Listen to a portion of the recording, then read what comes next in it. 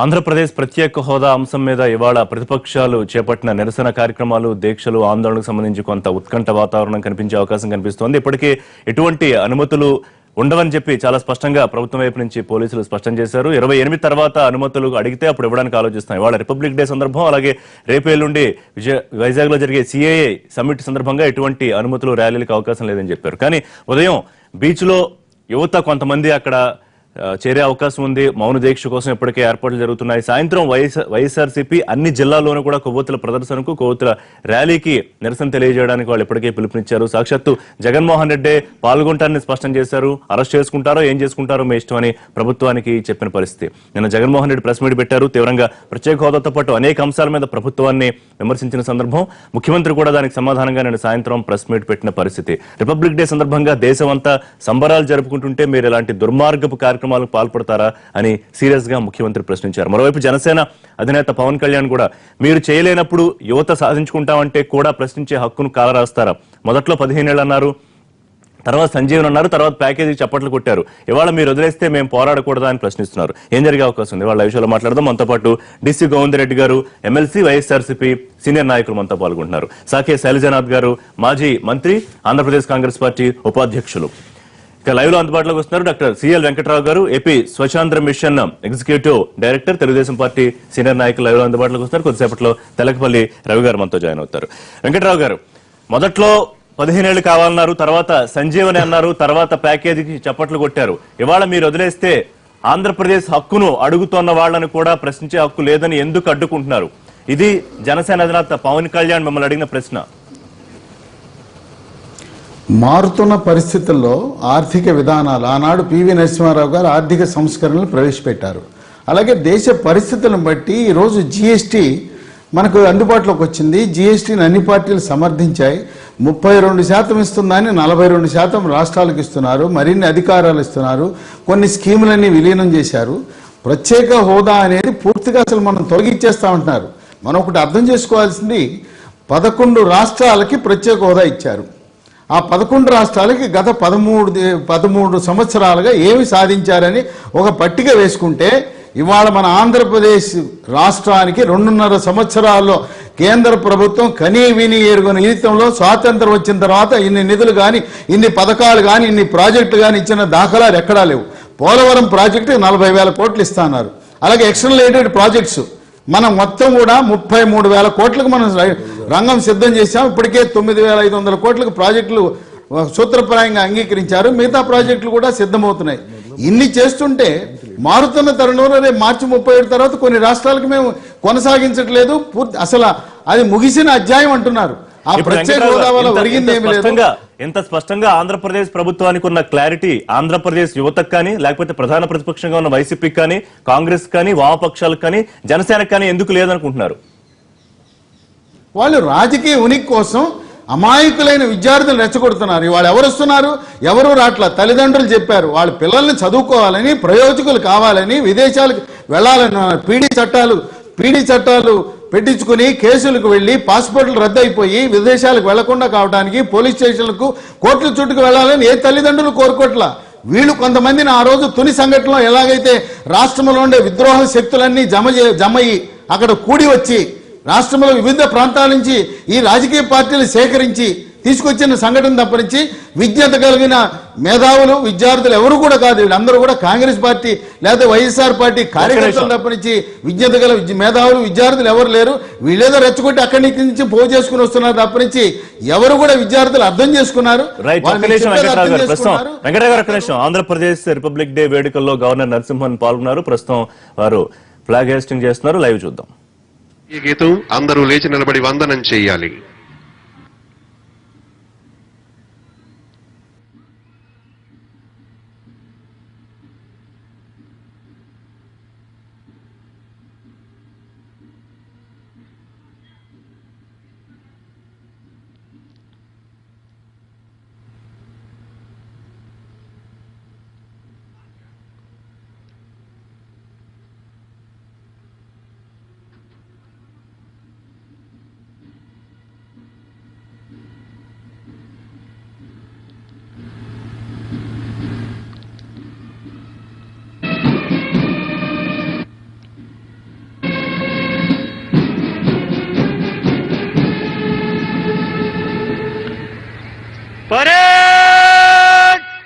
बाजू शस्त्र करेगा, बाजू शस्त्र।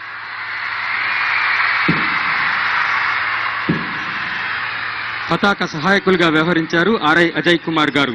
అదిగదిగో ఆకాశంలో రెపరెపలాడుతున్న మన మువ్వన్నెల పతాకను మేఘాలు ముద్దాడుతున్నాయి. కృష్ణమ్మ మదిలో ఆనంద తరంగాలు వెల్లువెత్తుతున్నాయి. మన పింగళి వెంకయ్య శ్రమైక జీవన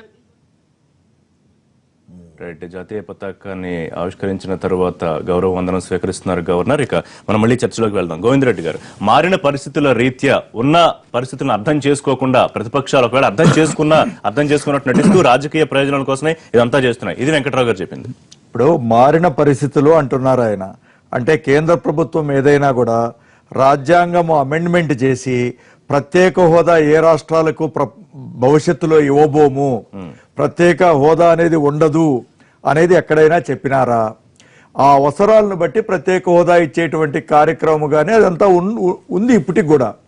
అది ఇప్పుడు ఇంతమంది పోయిన 2014 ఎన్నికలకు ముందు పార్లమెంట్ సాక్షిగా ఇచ్చినటువంటి ఈ హామీ విషయంలో కానీ, ఎన్నికల సందర్భంలో ఇచ్చినటువంటి హామీ కానీ అప్పటికి ఇప్పటికీ ఏ మార్పు లేదు. ఇది ఒక ఎగ్జిక్యూటివ్ ఆర్డర్.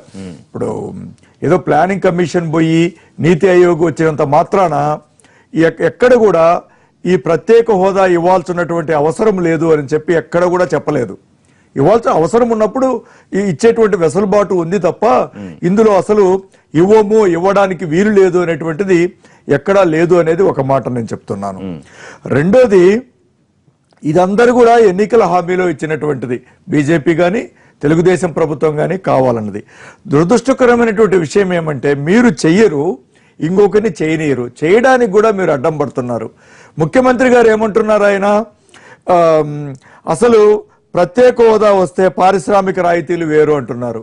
ఇప్పుడు మీరు 11 రాష్ట్రాల్లో ఎక్కడైనా చూడండి, ఇచ్చినటువంటి ప్రత్యేక హోదా ఇచ్చినటువంటి రాష్ట్రాల్లో ప్రత్యేక హోదా ఇచ్చినటువంటి ప్రతి రాష్ట్రంలో కూడా అన్ని పారిశ్రామిక రాయితీలు ఉన్నాయి.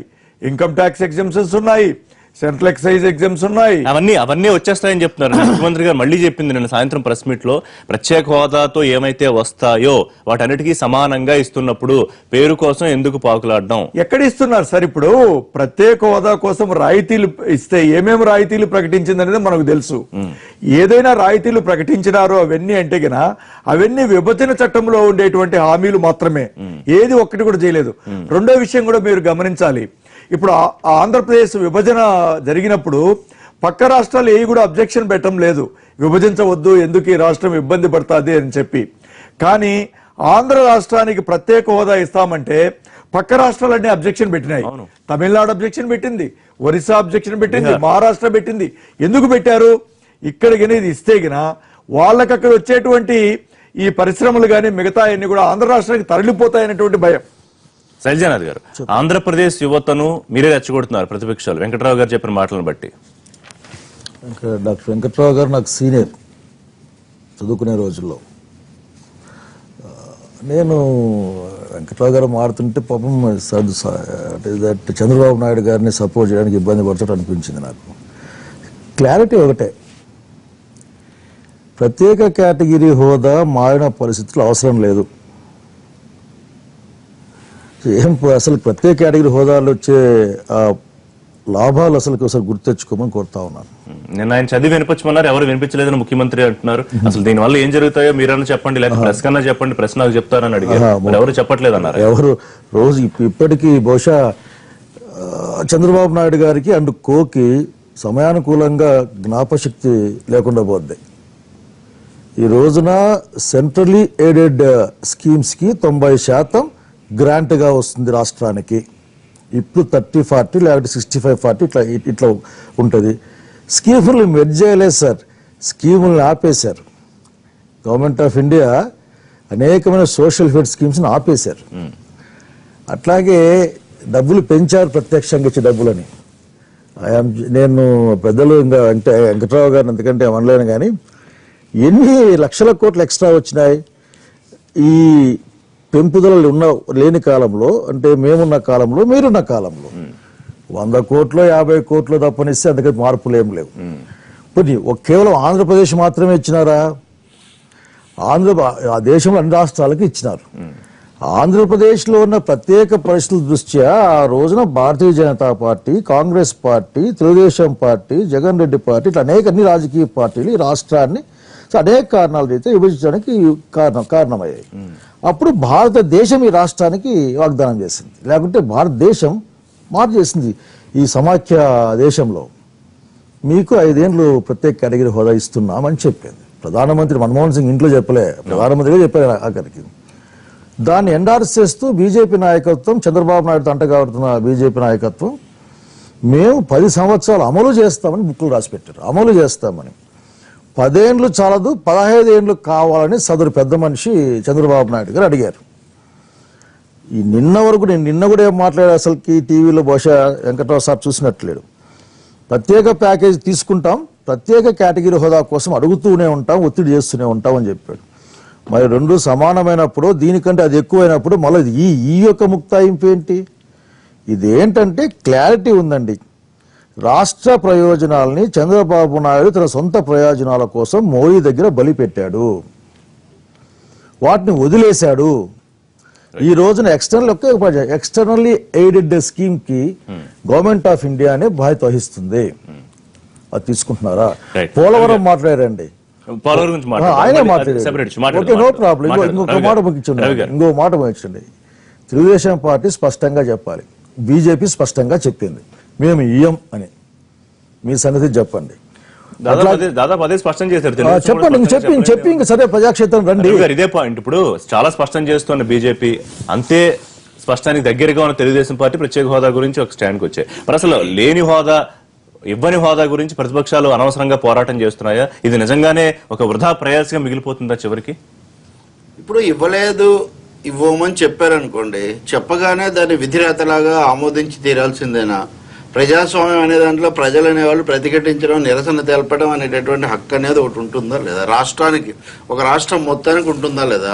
తెలుగుదేశం ప్రతిపక్షంలో ఉన్నప్పుడు ఇటువంటి ఉద్యమాలు, ఆందోళనలు చేసిందా లేదా? ఈ ప్రశ్నలన్నీ. ఇప్పుడు ఈరోజు రిపబ్లిక్ డే, రిపబ్లిక్ అనే పదం, రిపబ్లిక్ అంటేనే పబ్లిక్ అఫైర్ అని, రిపబ్లిక్ అంటేనే అర్థం ప్రజల యొక్క చొరవ, ప్రజల చేతుల్లో విషయాలు ఉంటాయని చాలా అర్థం.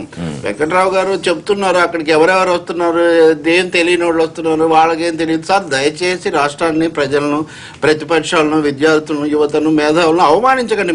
మీరు మహామేధావులు కావచ్చు, కానీ వీళ్ళకు కూడా ఎంతో కొంత విఘ్నత, చైతన్యం ఉంది కాబట్టి రాష్ట్రానికి పార్లమెంట్ సాక్షిగా ప్రధానమంత్రి, ప్రధాన ప్రతిపక్షం కలిసి ఇచ్చినటువంటి హామీని అమలు చేయించుకోవాలని వాళ్ళు అడుగుతున్నారు. మీరు ఒత్తిడి చేస్తూ ఉన్నారు, మీరు కలిసి ఉన్నారు కాబట్టి మీ సమస్యలు మీకు ఉండొచ్చు. ప్రజలు వచ్చి అడుగుతా ఉంటే మీకు వచ్చినటువంటి ఇబ్బంది ఏముంది? రేపు నుంచి పెట్టుబడుల సదస్సు జరుగుతుంది, దాని పెట్టుబడుల సదస్సుకు మంచిదే కదా అంటున్నా నేను. రాయితీలు ఇస్తే, పెట్టుబడులు ఎక్కువగా వస్తే పారిశ్రామికవేత్తలు ఇంకా ఉత్సాహంగా వస్తారు, మాకు లాభం అని. దాన్ని ఎందుకు సమస్య చేశారు? కాబట్టి ఉద్రిక్తత, అశాంతి ఇట్లాంటివి ప్రభుత్వం వస్తారా? లేకపోతే ముఖ్యమంత్రి గారు అంటున్నట్టు ఇక్కడ ఏదో అన్రెస్ట్ ఉందని చెప్పి అన్రెస్ట్ ఉంటుందా లేదా అనేది ప్రభుత్వం మీద. మీరు శాంతి భద్రతల యంత్రాంగం మీకు ఉంది కదా, కావాల్సిన పోలీసులు ఉన్నారు, ప్రపంచంలోనే చాలా పెద్దదైనటువంటి మనకు పోలీసు యంత్రాంగం ఉంది, నిఘా వ్యవస్థ ఉంది. ఇటువంటి అప్పుడు అంటే మీరు జీవితం అంతా జగన్ భజన చేస్తుంటారా? ఈ రాష్ట్రంలో ఎక్కడ ఏ సమస్యలు ఏమైనా ఏ కోరిక తీసుకొచ్చినా గానీ తునిలో రైలు తగల పెట్టారు కాబట్టి ఇంక ఈ రాష్ట్రంలో ఎప్పుడు ఎవరు ప్రజలు ప్రదర్శనలు చేయకూడదా? ఎక్కడ న్యాయం అండి? ఎక్కడ ప్రజాస్వామ్యం? మౌన దీక్ష చేస్తాం సముద్ర తీరంలో అని చెప్తే విశాఖపట్నం అని ఒక విధంగా ఉత్తరాంధ్రలో ఇది రావటం. ఉత్తరాంధ్రలో మన గురజాడ పర్వ దగ్గర నుంచి కందుకూరి వీరేశలింగం దగ్గర నుంచి గోదావరికి అవతలు తీసుకుంటే చాలా చైతన్యం, శ్రీశ్రీ కూడా అక్కడే పుట్టాడు, చాలా విషయాలు వచ్చాయి. కాబట్టి అక్కడ ఒక మొన్న సమైక్యాంధ్ర ఉద్యమం అది పెద్ద విఫలమయ్యే ఉద్యమం అయినా అక్కడ అనంతపురంలో చాలా ఎక్కువగా జరిగింది. మరి అప్పుడు వీళ్ళందరూ కూడా బలపరిచారు. ఒక ఇది వస్తుంటే దాని మీద అదేదో చాలా సంఘ విద్రోహ శక్తులన్నీ సముద్ర తీరంలో ఇప్పటికే తిష్ట వేసాయన్నట్టుగా ప్రభుత్వం మాట్లాడడం చాలా చాలా బాధాకరమైనటువంటి అంశం. ఇది విద్యార్థుల, యువత యొక్క విఘ్నతను ముందస్తుగా మీరు ఎలా అవమానిస్తారు? హక్కే లేదా అసలు? అంటే ఇంకెప్పుడు ఎవరేం చేయబోయినా కానీ మీరు తుని అంటుంటారా? తునికి మీరెందుకు అసలు అంత సర్వాంతర్యామిలాగా చేసి దాన్ని ఎందుకు అంత భజన చేస్తున్నారు? ఈ రాష్ట్రం అంత తుని. వెంకటరావు గారు, ఎన్ని వైవిధ్యాలు ఉన్నాయి, ఎన్ని సమస్యలు ఉన్నాయి. ఇంకా చివరిది అడగద్దా? ప్రత్యేక హోదా ఇవ్వమన్నారు కాబట్టి మనం శాశ్వతంగా రాష్ట్రాలు వేసుకొని రాష్ట్ర ప్రజలు కూర్చోవాలని ప్రభుత్వం భారతీయులందరూ కూడా గణతంత్ర దినోత్సవాన్ని ఆనందోత్సవాలతో జరుపుకుంటుంటే రవి గారు చెప్పినట్టు మేము ప్రజాస్వామ్యానికి వ్యతిరేకం కాదు. ఇవాళ ఒక పండుగ వాతావరణంలో భరత మాతను గౌరవించుకుని దేశభక్తిని చాటుకుని 3 రంగుల జెండాలతో దేశమే కాకుండా ప్రపంచ దేశాల భారత పౌరులు ఆనందిస్తున్న సమయంలో మీరు ఈ రోజు నిరసన దినం పాటిస్తానంటే మీకు నిజంగా ప్రజాస్వామ్యం గౌరవం ఉంటే ఈ పార్టీలని ప్రజాస్వామ్యం మీద విశ్వాసం ఉంటే ఈ రోజే నిరసన చేయడం ఎంతవరకు దేశభక్తి అది మీరు ఆలోచన చేయండి. మేము దానికి వ్యతిరేకం కాదు. మీరు ముందస్తు అనుమతి తీసుకున్నారా? అనుమతి తీసుకోకుండా పోలీస్ కమిషనర్ గారు వెళ్లకుండా మీరు సమయం సందర్భం ఉందండి 29 తర్వాత పర్మిషన్ తీసుకోండి. వెంకట్రావు గారు కూర్చుంటారా? మీ ఇష్టం ఎక్కడ కూర్చుంటారు? భద్రతా యంత్రాంగం తర్వాత కేంద్రం నుంచి నిఘా హెచ్చరికలు చేశారు. ఏం చేశారు నిఘా వాళ్ళు? టెర్రరిస్టులు వస్తున్నారు. ఏంటండి మీరు ఆఖరికి శుద్ధులు చెప్తా ఉన్నారు. శుద్ధులన్నీ మాకు ఆఖరికి పెద్దవారు కదా చూస్తా ఉన్నాం. బీచ్ లో జాయిన్ అయ్యి అంటే కేవలం మీరొక్కరే దేశభక్తులు, మీరొక్కరే దేశభక్తులు. చంద్రబాబు నాయుడు దేశభక్తుడు, సిఎల్ వెంకట్రావు గారు దేశభక్తులు. అక్కడ పోయే పిల్లలు దేశభక్తులు కాదు, అక్కడ పోయే పిల్లలు దేశభక్తులు కాదు, రాజకీయ దేశభక్తులు కాదు. వెంకట్రావు గారు సెకండ్ తర్వాత కాంగ్రెస్ అని పేర్లో పెట్టుకున్నారు. ఈ రోజు ముఖ్యమైన సరిహద్దు కేంద్రం అది, సైనిక నౌకాదళం ఉంది. అక్కడ ఎప్పుడు గస్తీ ఉంటుంది. వాస్తవంగా అక్కడ చీమ కదిలాగా అని తెలిసేటంత నిఘా విభాగం అక్కడ ఉంది. మిగిలిన చాలా ప్రాంతాలతో పోలితే విశాఖపట్నం ప్రశాంతమైంది. అక్కడ జరుగుతుందని మీరెందుకు అనుమానిస్తున్నారు? మీరెందుకు అసలు ముందు ఉద్రిక్తమైన ముద్ర వేస్తున్నారు? ఇంతవరకు విశాఖపట్నంలో అటువంటి ఘటన జరగకుండా ప్రభుత్వం దానికి ఆ నేపథ్యము లేదు, అటువంటి ఘటనలు జరగలేదు, ప్రభుత్వం వేయడానికి కూడా ఆధారాలు కూడా ఏమీ లేవు. దీని మీద వెంకటరావు గారు మీరు రెస్పాండ్ అయ్యే ముందు ఒకసారి బీజేపీ నాయకుడితో మాట్లాడదాం. సుధీష్ రాంభట్ల బీజేపీ సీనియర్ నాయకులు. రాంభట్ల గారు నమస్తే. నమస్తే అండి సుధీష్ గారు. నమస్తే అండి. సో ఈ మొత్తం వ్యవహారానికి కారణభూతమైన బీజేపీ ఇప్పుడు ఎందుకు సైలెంట్ గా ఉంది? ఏ వ్యవహారం అండి రిషి గారు?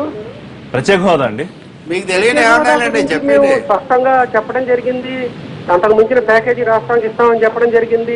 ఏదో మళ్ళీ తమిళనాడులో జల్లికట్టుకి ప్రత్యేక హోదాకి పోతున్న ప్రతిపక్షాలకే చెల్లుతుందండి. జల్లికట్టు కాస్త కోడి పందాలని పోల్చుకోవచ్చు, కానీ జల్లికట్టు ప్రత్యేక హోదాని పోల్చడం ఏంటండి? ఏదో అవకాశం చూసుకుని రాజకీయంగా పబ్బం గడుపుకుందాం అనుకునే పార్టీలకు మేము రోజు ఎక్కడ సమాధానం చెప్తాము? మేము ప్రజలకు వివరించడం జరిగింది, విశ్లేషించడం జరిగింది. రాష్ట్రానికి ఏం కావాలో అన్ని రకాలుగా సాయం చేస్తామని కేంద్ర ప్రభుత్వం పదే హామీ ఇవ్వడం జరిగింది. పార్లమెంట్ వేదికగాను, పార్లమెంట్ బయట పార్టీల నాయకులు, కేంద్ర ప్రభుత్వంలో మంత్రులు అందరూ కూడా పదే చెప్తూ ఉండడం జరిగింది. ఇంకా మేము ఏదో రాజకీయం చేసుకుంటాం, పబ్బం గడుపుకుంటాం అంటే రాజకీయ నిరుద్యోగులుగా ఉన్న పార్టీల్లో కొంతమంది నాయకులు చేసుకునివ్వండి. పాపం ఏం చేస్తాం మనం కూడాను. ప్రజల వాళ్ళనేమో సీ కొట్టారు, అయినా కానీ మాకు సిగ్గు లేదు, మాకేం మమ్మల్ని నవ్వుపోదురు కాక మాకేం సిగ్గు అన్న తరహాలో ప్రవర్తిస్తూ రాజకీయ పార్టీలు సుధీష్ గారు, సరే రాజకీయ పార్టీలు రాజకీయం చేస్తున్నాయి అనుకుందాం. మరి రెస్పాండ్ అవుతున్న మీడియా వేదికగానో సోషల్ మీడియా వేదికగానో రెస్పాండ్ అవుతున్న ఆంధ్రప్రదేశ్ యువతకు ఏం చెప్తారండి? ఆంధ్రప్రదేశ్ యువత కూడా అర్థం చేసుకున్నారు స్పష్టంగా. కేంద్ర ప్రభుత్వం రాష్ట్ర అభివృద్ధికి కట్టుబడి ఉంది.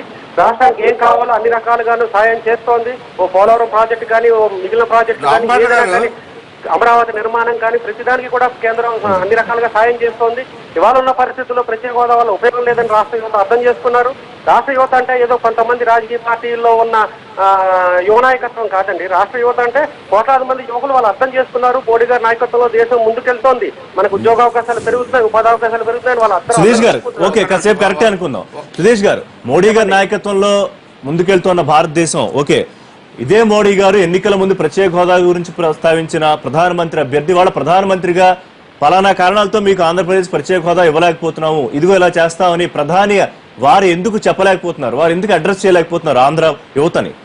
ఆయన తరఫున కేంద్ర మంత్రులు పదే అడ్రస్ చేయడం జరిగిందండి. అరుణ్ జైట్లీ గారు ఒక రోజు రాత్రి 12 వరకు కసరత్తు చేసి రాష్ట్రానికి ప్యాకేజీ ప్రకటించడం జరిగింది. ప్రత్యేక హోదా ఇవాళ ఉన్న పరిస్థితుల్లో అది రిలవెంట్, రిడండెంట్ కాన్సెప్ట్ అని చెప్పేసి పదే చెప్పడం జరిగింది. ఈ రోజు ఏం చెప్తాం రిషి గారు? ఇప్పటికి 100 మాటలు క్లారిటీ ఉందండి. మీతో రవి గారు, తెలకపల్లి రవి గారు మాట్లాడుతున్నారు. 1 సెకండ్ అండి. ఇప్పుడు సుధీష్ రాంభట్ల గారు సమాధానం లేదన్నారు, చెప్పనవసరం లేదన్నారు, యువత అంటే వీళ్ళే కాదన్నారు. కాదు, తెలుగుదేశం బీజేపీ వెనుకున్న వాళ్ళే యువత అని మనం ఒప్పుకుందాం. కానీ ఇక్కడ సమస్య ఏంటంటే అరుణ్ జైట్లీ గారు సెప్టెంబర్ 5న ప్రకటించారు చంద్రబాబు ఏది ప్యాకేజ్ అనేది. చంద్రబాబు గారు దావోస్ నుంచి వచ్చి మొన్న కూడా దాన్ని అమలు చేయమని మొన్న కూడా దానికోసం లాబింగ్ చట్టబద్ధత కోసం కేటాయింపు చేసిందేమో ఒక్క పోలవరంకు మాత్రమే. అది కూడా అప్పటికే పెట్టిన ఖర్చు, అది కూడా అప్పు కింద. కాబట్టి ప్యాకేజీలో మీరు ఇచ్చిన నిర్దిష్టమైన విషయం ఏంటి? మీరు ఇచ్చుంటే గత సెప్టెంబర్లో దాన్ని జనవరిలో వచ్చి చంద్రబాబు నాయుడు గారు ఇంకా అడగాల్సిన అవసరం ఏమొచ్చింది? అసలు ప్యాకేజీ అనే దానికి ఏదైనా ఒక రూపం ఉందా? ఏమి ఇచ్చారు? ఇంకొక విషయం ఏంటంటే అరుణ్ జైట్లీ గారు వారి నోటితో ఎప్పుడు ప్యాకేజ్ అనలేదు, స్పెషల్ అసిస్టెంట్ ఆయన అనలేదు, ఆయన స్పెషల్ అసిస్టెంట్స్ అన్నారు. మీరు అడిగినట్టుగా నరేంద్ర మోడీ అసలు ఇంతవరకు మాట్లాడనే లేదంటే ప్రధానమంత్రి ఒక ప్రతినిధులు మాట్లాడుతున్నారు. అవును, ప్రధానమంత్రి ఒక రాష్ట్రానికి ఎన్నికల ప్రచారంలో చేసిన వాగ్దానం గురించి ఎన్నికల అనంతరం పదవిలోకి వచ్చిన తర్వాత అస్సలు మాట్లాడకపోతే ఇంకా ప్రజాస్వామ్యం, రాజ్యాంగ విలువ ఒక రాష్ట్రం పట్ల నిర్లక్ష్యం కాదా? దీన్ని మరి ఏం చేద్దాం సుధీష్ గారు? ఆంధ్రప్రదేశ్ యువత శైలజనాథ్ మాట్లాడుతున్నారు, మీతో శైలజనాథ్ గారు మాట్లాడుతున్నారు. నేను బీజేపీ చెప్పేటట్టు వాళ్ళ క్లారిటీ ఉందండి. సుధీష్ గారు అండి, సుధీష్ గారికి క్లారిటీ ఉంది, వాళ్ళ పార్టీ క్లారిటీ ఉంది. మేము ఏం చెప్పినా అనవసరం, ఇప్పుడు ఇయ్యము అని చెప్పి సంతోషం. ఆ క్లారిటీతో ఉన్నప్పుడు అతను ఆ క్లారిటీ ఉండమని చెప్పండి. కాకపోతే మిగతా వాళ్ళంతా ఏదో సిగ్గులేని వాళ్ళగాను, అసలుకి మాట తప్పని ప్రధానమంత్రి మా ప్రధానమంత్రి అని చెప్పుకునే మీరు సిగ్గు లేక ఈ రోజున ఆంధ్రప్రదేశ్ ప్రజానీకాన్ని సిగ్గులేని వాళ్ళగా చెప్పే ప్రయత్నం చేస్తూ ఉన్నారు. ఏమైంది మీ మోడీ గారు ఆ మన్ కీ బాత్లోనో సున్ కీ బాత్లో ఒకసారి చెప్పొచ్చు కదా ఈ గొడవ గురించి. అవి మాట్లాడండి, ఈరోజు మాటలేందుకు? మీరు ఇస్తారా లేక ప్రజలు కోరుతా ఉన్నారు తిరిగి ఆలోచించరా? బీజేపీ అనే ఒక పార్టీ, ఎన్డీఏ ప్రభుత్వం ఈ రోజు జరిగే ఆందోళన చూసి ప్రజల అభిప్రాయాన్ని చూసి మీ అభిప్రాయాన్ని మార్చుకుంటారా లేదా? సుధీష్ గారు మీరు ఇవ్వమని చెప్పేశారు, ఓకే వెల్, కనీసం ఆ క్లారిటీ అని ఇచ్చినందుకు. కానీ పవన్ కళ్యాణ్ ప్రశ్నిస్తున్నారు, ఉత్తరాది వాళ్ళు దక్షిణాది ఆత్మగౌరవాన్ని ప్రశ్నిస్తే ఏం జరుగుతుందో చూద్దాం అని చెప్పి. ఇప్పుడు ఆయన పవన్ కళ్యాణ్ గారు హాలిడే పొలిటీషియన్ అండి. ఆయనకి సినిమాల మనల్ని బలపరిచినప్పుడేమో సీరియస్ పాలిటిషియన్, మనల్ని ప్రశ్నిస్తే హాలిడే పాలిటిషియన్. అదే పవన్ కళ్యాణ్ ప్రధానమంత్రితో వేదిక పంచుకున్నారు, ఎన్నికల సందర్భాల్లో ఎన్నికల ర్యాలీలో పాల్గొన్నారు. సుధీష్ గారు, ఎన్నికల ర్యాలీలో పవన్ కళ్యాణ్ ఒక్కళ్ళే కాదండి, కోట్లాది మంది పాల్గొన్నారండి. దానికి దీనికి సో మీరు కోట్లాది మంది ప్రజల్ని పవన్ కళ్యాణ్ ఒకటి చేశారు. ఎన్టీవీ లైవ్ షో వేదికగా కోట్లాది మంది ప్రజల్ని పవన్ కళ్యాణ్ ఒకటి చేశారు, అంతే కదా? ఇప్పుడు నేను ఒక విషయం ఇక్కడ స్పష్టంగా చెప్పదలుచుకుంది ఏంటంటే, రిషి గారు, ఆవేళ ఉన్న పరిస్థితుల్లో ప్రత్యేక హోదా వల్ల రాష్ట్రానికి ఉపయోగం అని చెప్పేసి ఆవేళ దాని గురించి మాట్లాడటం జరిగింది. ఇవాళ ఉన్న పరిస్థితుల్లో దాని వల్ల పెద్దగా ఉపయోగం లేదు కాబట్టి అంతకు మించిన మేలైన ప్యాకేజీ కేంద్రం ఇస్తామని చెప్పేసి ప్రకటించడం జరిగింది. ఒకసారి ఉండండి వెంకట్రావు గారు కూడా ఇదే మాట చెప్తారు. వెంకట్రావు గారు కంప్లీట్ చేసేస్తాను. సుధీష్ గారు ప్లీజ్ సెకండ్ హోల్డ్. వెంకట్రావు గారు ఒక క్లారిఫికేషన్ ఇచ్చేస్తాను, ఎందుకంటే ఇందాక రవి గారు ఇది ఈ ప్రత్యేక హోదా అనేది ముగిసిన అధ్యాయం. విదేశీ ప్రత్యక్ష పెట్టుబడులు మనం అనుమతించలేదు. పివి నరసింహారావు గారు సంస్కరణలు తెచ్చారు. ఈనాడు దేశానికి కావాల్సింది సంస్కరణలు, మార్పు, రాజకీయ పార్టీల విధానాలకు చెప్తారు. అది కాదు పాయింట్. ఆర్థిక సంస్కరణలు నరసింహారావు గారి హయాంలో మొదలయ్యే తర్వాత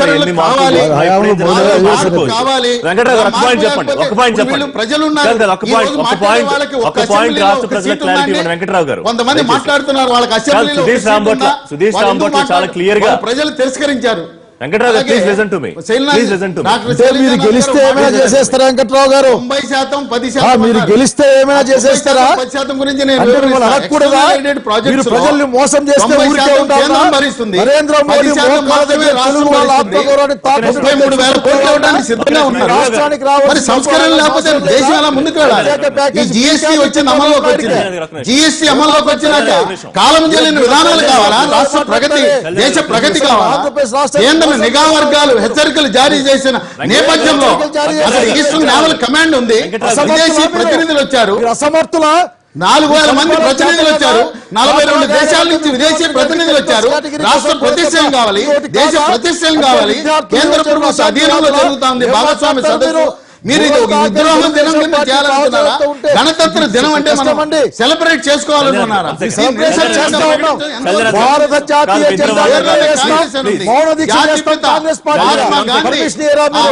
రాజ్యాంగ నిర్మాత అంబేద్కర్ ఇలాంటి నిరసన దినాలు పాటిస్తే 200 సంవత్సరాలు ఆ చంద్రబాబు బ్రిటిష్ నాయుడు గారు సామ్రాజ్యాన్ని గాంధీ పారదోలి వచ్చినప్పుడు ఆ రోజు గుర్తు రాలేదా? స్వాతంత్ర సమరయోధుల యొక్క ఏపీ పోయి ప్రజలను ఫలితాలను మోసం చేసే ఇద్దరు ఈరోజు మాట్లాడితే అనుభవిస్తూ ఎవరి వాళ్ళ version మాటను ఎవరి అవమానించేలా, version వాళ్ళది దేశభక్తిని దయచేసి విస్మరించి ప్రత్యేక ఈ రోజు హోదా, రాజకీయ హోదా, సంబంధించిన అవసరమా ఇలా రాజకీయ చెప్పండి, పార్టీలు వెంకట్రావు మీకు గారు. ప్రజాస్వామ్యం అంటే విశ్వాసం ఉందా? ఒక్కసారి ఆలోచించండి. మీతో మాట్లాడతా 1 సెకండ్ ప్లీజ్ హోల్డ్. రాంభట్ల గారు చివరిగా ఒక విషయం చెప్పండి. మీరెవ్వరు ఓకే, కానీ వాళ్ళ పోరాటాలు చేస్తున్న వాళ్ళు దీన్ని ఎక్కడికైనా తీసుకెళ్తా అంటున్న వాళ్ళకి ఫైనల్ గా ఏం చెప్తారు? ఒక మాట చెప్పండి. ఇప్పుడు పోరాటం చేస్తాము ఎక్కడికైనా తీసుకెళ్తామన్న వాళ్ళకి ప్రజా మద్దతు లేదండి. ప్రజా మద్దతు మోడీ గారికి ఉంది, భారతీయ జనతా పార్టీకి ఉంది. ప్రజలు అర్థం చేసుకున్నారు. ఇవాళ రాష్ట్రానికి ఏది కావాలో అది చేయడానికి భారతీయ జనతా పార్టీ ప్రభుత్వం సిద్ధంగా ఉంది, కేంద్ర ప్రభుత్వం సిద్ధంగా ఉంది. ప్రజలు అర్థం చేసుకున్నారు. కావాలంటే మోడీ గారు ఎప్పుడు ప్రజలకి మళ్ళీ వివరించాలో అప్పుడు వివరిస్తారు. అంతేగాని రవి గారు అడిగారు కదా, కాంగ్రెస్ పార్టీ వాళ్ళు అడిగారు కదా అని ఓన్లీ అహంకారమే మీకు so he's waiting for the time. 3 ఏళ్ళు అయిపోయింది, but he's waiting for the He time. declared. Thank you Sudheesh garu. ప్రకటించాక కూడా రిషి గారు మీరు మోడీ గారు గురించి థ్యాంక్ యూ సుధీష్ గారు క్లారిటీ ఇచ్చినందుకు. రిషి గారు చిన్న మీకే బ్రేక్ ఒక మాట తీసుకుందాం. చెప్పాలి. బ్రేక్ తర్వాత చర్చ కంటిన్యూ చేద్దాం. Stay tuned. Thank you Sudheesh గారు.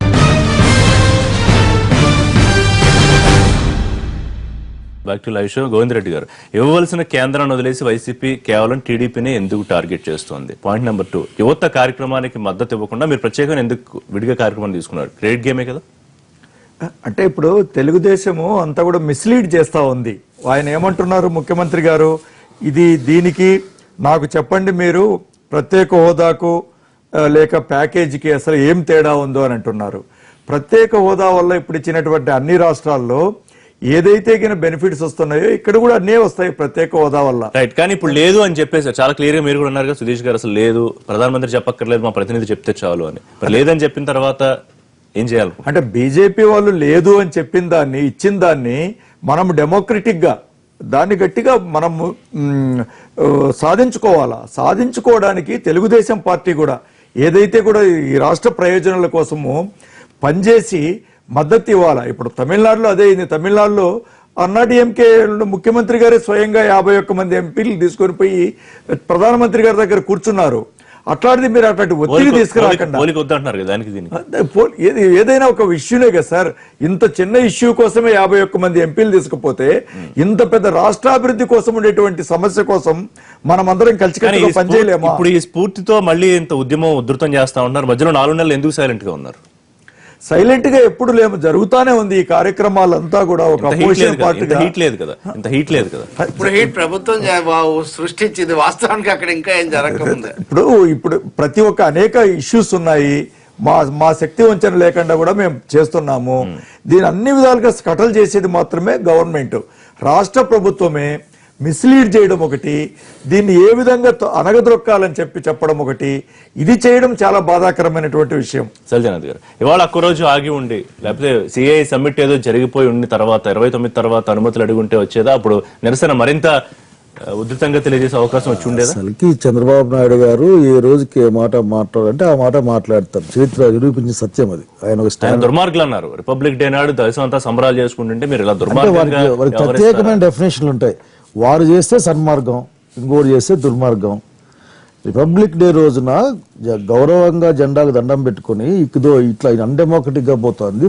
భారత పార్లమెంట్ ఇచ్చిన మాట తప్పుతుందని చెప్పడం గొప్ప విషయం. అది మంచిది కూడా. రెండవది, మేము జెండా ఎగరేయం ఇట్లా మాట్లాడడంలో ఎవరు కూడా. మేము జెండాను ఎగరేస్తా ఉన్నాం, గౌరవిస్తా ఉన్నాం, బట్ మా యొక్క డిమాండ్ చెప్తామని చెప్తున్నారు.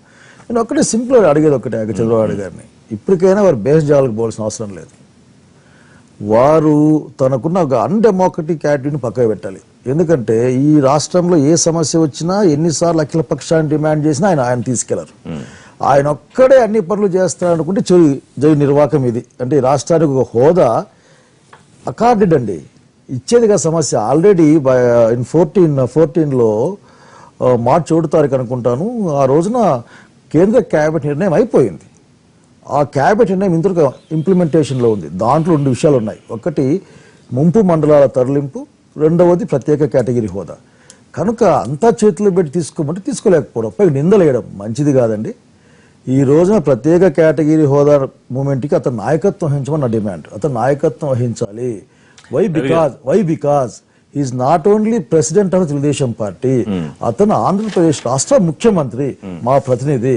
కాబట్టి మేమంతా అడుగుతా ఉన్నాం, తెలుగుదేశం పార్టీ వాళ్ళు కూడా అడుగుతా ఉన్నారు. ఏమంటున్నారు వాళ్ళు? దాంట్లో ప్రత్యేక కేటగిరీ హోదాతో సమానమైన ప్యాకేజ్ తెస్తాం అంటూనే నిన్న చంద్రబాబు నాయుడు గారు చెప్పారు, మేము పదే అడుగుతూ ఉంటాం, ఒత్తిడి తెస్తామని. కాబట్టి ఐఎమ్ రిక్వెస్టింగ్ బేస్జాలకి అది పెద్ద పెద్ద మాటలు, ఉగ్రవాదులు, వాళ్ళ హోంమంత్రి కూడా అన్నారు అదే మాట. ఉగ్రవాదులు, దుర్మార్గము ఇట్లా మాడకుండా, ప్రజలు దుర్మార్గులు కాదండి, మీ అసమర్థతని టీడీపీ ఒక ఎమ్మెల్యే ఉగ్రవాదం అన్న మాట కూడా వాడారు. మీ అసమర్థతని కప్పించుకునే క్రమంలో రాజకీయ పార్టీ జరిగింది చూస్తే యువకుల పట్ల మీరు దయచేసి మీరు చెడ్డ మాటలు వాడబాకండి. Come and participate in the movement. Jaganmohan Reddy garu కొన్ని విమర్శలు చేశారు, మీరు స్కాములు చేశారు, అవన్నీ కేంద్ర ప్రభుత్వం తవ్వుతుందని రాజీ పడ్డారు, ఇట్లాంటి పొలిటికల్ కామెంట్స్ చంద్రబాబు నాయుడు గారు కూడా చేశారు. అవన్నీ ఒక పక్కన అయితే, రెండోది ఇప్పుడు ఇంత స్పష్టంగా లేదు అని తేల్చేసి చెప్పిన తర్వాత ప్రజాస్వామ్య పద్ధతిలో పోరాడిన ఏం జరుగుతుందనే దానికి క్లారిటీ ఏమన్నా కనిపిస్తుందా? ఇప్పుడు వ్యక్తిగతంగా చేసుకునే విమర్శల గురించి ఇప్పుడు ఆ విమర్శలకు చాలా సమయం ఉంటుంది. ఇప్పుడు ఒక రోజున ఈ ప్రత్యేక హోదా దీని మీద పెట్టారు. ప్రత్యేక హోదా నిరాకరించబడింది, కేంద్రం మనకి ఇవ్వాల్సింది ఇవ్వలేదన్న వాస్తవాన్ని రాష్ట్ర ప్రభుత్వం అంగీకరించాలి. దానికోసం అందరినీ కలుపుకొని ఒక ఉద్యమం చేయాలి. తను కనీసం అఖిలపక్షం గారి ప్రతినిధి వర్గాన్ని, ఇది ఒక తెలుగుదేశానికి ప్రభుత్వానికి సంబంధించింది కాదు, రాష్ట్రం అంతటికి, విభజిత రాష్ట్రం అంతటికి సంబంధించినటువంటి అంశం అనేది గుర్తుపెట్టుకుంటే, ఉద్యమాలు ఏదైనా నిరసనలు వచ్చినప్పుడు వాటిని తొక్కిపట్టాల్సిన, వాటి ఉలికి పడాల్సిన అవసరం ఎంత మాత్రం లేదు. వాటిని అమాత్రం ప్రశాంతంగా ఉద్యమాలు చేసిన చరిత్ర ఉంది. తెలుగుదేశం వామపక్షాలు లేకపోతే కలిసి కూడా అనేక నిరసన దినాలు, బ్లాక్ డేలు దేశం అంతా జరిపిన చాలా సందర్భాలు ఉన్నాయి. జగన్మోహన్ రెడ్డి గారు విడిగా ఎందుకు చేస్తున్నారు, ఏం చేస్తారు, అది కూడా పూర్తి స్పష్టత లేదు. నా ఉద్దేశంలో పవన్ కళ్యాణ్ వామపక్షాలు అన్ని పార్టీలు కూడా అది కూడా వైఎస్ఆర్ పార్టీ కూడా విడిగా చేస్తేనే అన్న భావన నుంచి వాళ్ళు కూడా బయటికి రావాల్సిన అవసరం ఉంది. చివరిది రిపబ్లిక్ డే, ఇది కేవలం సాకు మాత్రమే. తూర్పుగోదావరి జిల్లాకు ముఖ్యమంత్రి గారు పోతే అక్కడ సిపిఎం ఆఫీసును మూసేశారు. భోగాపురం ఎయిర్పోర్ట్ దగ్గర దిగితే వెంటనే మధును పోలీస్ స్టేషన్ కు తీసుకుపోయారు. అమరావతి పర్యటనకు జగన్మోహన్ రెడ్డి వెళ్తే అక్కడ ఇప్పుడు ఎవరు అనుమతి కోరలేదని రఘువీరారెడ్డి గారు అనుమతి కోరారు మౌన దీక్షకు, అయినా కానీ దాన్ని ఏమో అనుమతించలేదు కదా. అంటే అనుమతి కోరకపోవడం, బాధ్యత లేకపోవడం, రిపబ్లిక్ దినోత్సవం, ఇవన్నీ సాకులు, ఇవన్నీ ఒక విధమైన వ్యతిరేకతలు. ప్రజా ఉద్యమాలను అనుమతించకపోతే వాటి మీద కనుక అరెస్టులు లేకపోతే ముందస్తు ఇవి చేసి ప్రతిసారి తుని అంటే మటుకు అది సరైన పద్ధతి కాదు. సహనం కావాలి. మోడీ గారి దగ్గర నేర్చుకున్న అసహనాన్ని ఢిల్లీలో వదిలేసి ఇక్కడ ప్రజాస్వామిక ఆంధ్రప్రదేశ్ వైపు చేయవలసిన గణతంత్ర దినోత్సవం రోజు నిరసన అని చెప్పి నల్ల బ్యాడ్జీలు పెట్టుకోవటం ఎంతవరకు సమంజసమని ప్రజాస్వామ్య వాదులు కానీ, ప్రజాస్వామ్యాన్ని విశ్వసించే రాజకీయ పార్టీలు కానీ ఆలోచించాలి. మేము వ్యక్తి స్వేచ్ఛకు వ్యతిరేకం కాదు. ఇవాళ ముఖ్యమంత్రిని లీడ్ చేయమని అందరూ అడుగుతున్నారు ప్రత్యేక హోదా సాధించుకోవడానికి. అటువంటి అవకాశం ఒక విషయం చెప్తా, 1996లో మొదటి తరం ఫస్ట్ జనరేషన్ ఆర్థిక సంస్కరణలు, 20 ఏళ్ల తర్వాత 2016లో రెండవ తరం సెకండ్ జనరేషన్ ఆర్థిక సంస్కరణలు వచ్చాయి. ఆ 2016 ఆర్థిక సంస్కరణలో భాగంగా జిఎస్టీ 32 నుంచి 42% ఫండ్స్ పెంచడం, మూడోది ప్రత్యేక హోదా రాష్ట్రాలు కూడా రద్దు చేయడం, రాష్ట్రాలకు ఇవ్వము. ప్రత్యేక హోదా అంశాన్ని ప్రత్యేక హోదా అనేది లేదు, అది తీసేస్తున్నారు. ఇది రెండవ జనరేషన్ ఆర్థిక సంస్కరణ. తెలుగుదేశం పార్టీలైనా కావాలంటే ప్రత్యేక కేటగిరీ హోదా లేదు, ఇవ్వము, రాదని తెలుగుదేశం పార్టీ ప్రకటిస్తా ఉందా ఈ రాష్ట్రంలో? చెప్పండి. సో బీజేపీ, టీడీపీ చాలా స్పష్టంగా చెప్తున్న ప్రత్యేక హోదా అనేది లేదు అనేది ఆ క్లారిటీ అయితే లేదు, రాదు, ఉండదు. ఉన్న రాష్ట్రాలు కూడా తీసేస్తున్నారండి. మీరు తప్పుదారి పట్టిస్తారు. తెప్పించండి, మీరు ప్రత్యేక హోదా పోతుంది, మీరు తెప్పించండి, అది పనికొస్తుంది, మేము తేల్చుకుంటాము. మీరెవరు కాదనడానికి? చంద్రబాబు నాయుడుకి ఇచ్చే అధికారం రాష్ట్రాన్ని పరిపాలించమని, చట్టాన్ని అమలు చేయించమని, మోసం చేయమని కాదు, ద్రోహం చేయమని కాదు. రెండు పార్టీలు స్పష్టం చేశాయి. మరి వాళ్ళ ఏం జరుగుతుంది, దీని డెవలప్మెంట్ సెంటర్ అనేది రేపు మాట్లాడదాం.